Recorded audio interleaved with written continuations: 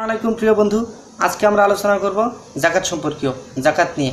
পবিত্র কোরআনের 24 নম্বর পারা সূরা আন-নূরের 56 নম্বর আয়াতে আল্লাহ পাক বলেছেন, ওয়া আকিমুস সালাতা ওয়া আতুজ যাকাতা ওয়া আতিউর রাসূলা লাআল্লাকুম তুরহামুন। আল্লাহ পাক বলছেন, ওয়া আকিমুস সালাতা, তোমরা নামাজ প্রতিষ্ঠা করো, ওয়া আতুজ যাকাত, এবং যাকাত প্রদান করো, ওয়া আতিউর রাসূলা, এবং রাসূল সাল্লাল্লাহু আলাইহি ওয়াসাল্লামের আনুগত্য করো, লাআল্লাকুম তুরহামুন, যাতে তোমরা অনুগ্রহপ্রাপ্ত হতে পারো, যাতে তোমাদের উপর রহমত করা হয়। এই আয়াতে আল্লাহ তাবারক ওয়া তাআলা নিজ ইমানদার বান্দাদেরকে শুধু তারই ইবাদত করার জন্য নির্দেশ দিচ্ছেন এবং বলেছেন, তোমরা শুধু তারই জন্য, অর্থাৎ আল্লাহ পাকের জন্যই তোমরা নামাজ সুপ্রতিষ্ঠিত করো এবং তার সাথে সাথে তিনার বান্দাদের সঙ্গে অনুগ্রহ করো এবং তাদের সঙ্গে সদ্ব্যবহার করো।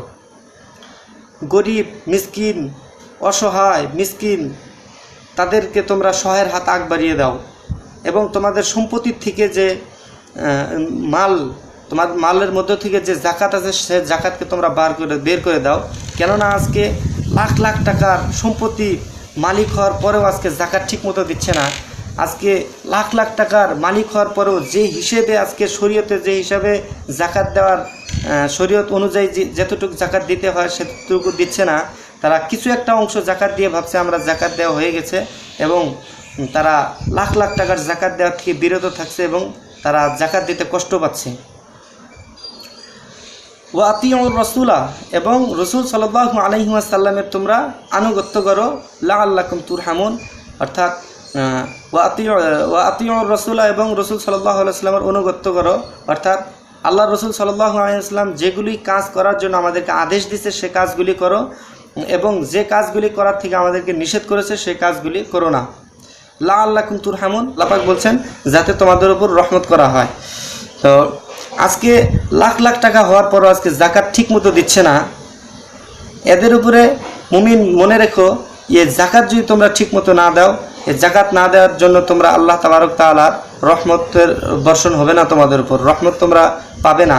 কেননা সূরা তওবার 71 নম্বর আয়াতের ভিতরে আল্লাহ পাক বলছেন, ওয়াল মুমিনুনা ওয়াল মুমিনাতু বাযুহুম আউলিয়াউ বায ইয়া'মুরুনা বিল মা'রুফি ওয়া ইয়ানহাউনা আনিল মুনকার ওয়া ইউকিমুনাস সালাতা ওয়া ইউতুনাজ যাকাতা ওয়া আতিউল্লাহা ওয়া রাসূলাহু উলাইকা সায়ারহামুহুমুল্লাহ ইন্নাল্লাহা আজিজুন হাকীম।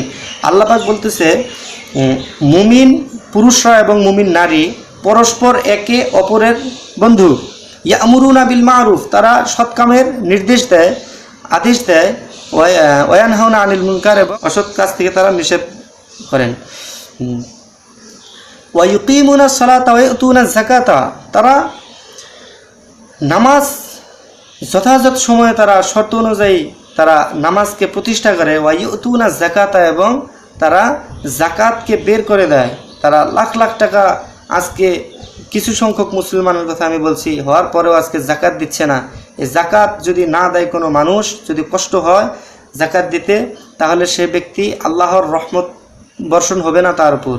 আল্লাহ পাক নিজেই বলতেছে, ওয়া ইউকিমুনাস সালাতা ওয়া ইউতুনাজ যাকাতা ওয়া আতিউল্লাহ ওয়া রাসূলাহু, এবং যে ব্যক্তি নামাজ আদায় করলো, জাকাত বের করে দিল এবং আল্লাহ রসুল সাল্লাল্লাহু আলাইহি ওয়াসাল্লামের আনুগত্য করলো, অর্থাৎ আল্লাহ রসুল সাল্লাল্লাহু আলাইহি ওয়াসাল্লাম আমাদেরকে যে কোরআন এবং সুন্নাহ ভিত্তিক জীবন ব্যবস্থার যে বিধান আমাদেরকে দিয়েছে তার উল্লঙ্ঘন করলো না, উলাইকা সায়ারহামুহুমুল্লাহ, এই লোকগুলি সে লোক যাদের উপরে আল্লাহ তাবারক ওয়া তাআলা করুণা বর্ষণ করবেন, রহমত বর্ষণ করবেন। এখানে উলাইকা ইয়ারহামুহুমুল্লাহ দেয়নি, এখানে সায়ারহামুহুমুল্লাহ দিছে। এখানে সিন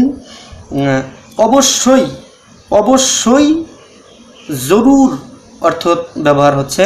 তো আল্লাহ তাআলা এখানে সায়ারহামুহুমুল্লাহ সিন ব্যবহার করেছেন, অর্থাৎ যে ব্যক্তি সম্পত্তি হওয়ার পর জাকাত দিবে, নামাজ ঠিক সময়ে পড়বে এবং আল্লাহ এবং আল্লাহ রসুল সাল্লাল্লাহু আলাইহি ওয়াসাল্লামের আনুগত্য করবে, সে লোকগুলির উপরে আল্লাহ অবশ্যই রহমত বর্ষণ করবে।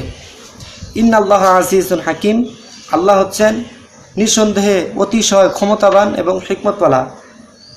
প্রিয় বন্ধুরা, আজকে আমরা যাদের উপর জাকাত ফরজ হওয়ার পরেও, আমরা মালিকি নিসাব হওয়ার পরেও জাকাত দিচ্ছি না, তারা যাতে জাকাত না দিয়ে না থাকি, কেননা এই জাকাত হচ্ছে এটা, জাকাতের থেকে বেঁচে কোনো দিন তোমরা রেহাই পাবে না, আপনারা কোনো দিন রেহাই পাবেন না। এর জন্য যে এই জাকাত হচ্ছে ইসলামের মূল ভিত্তি বা আরকানের অন্যতম।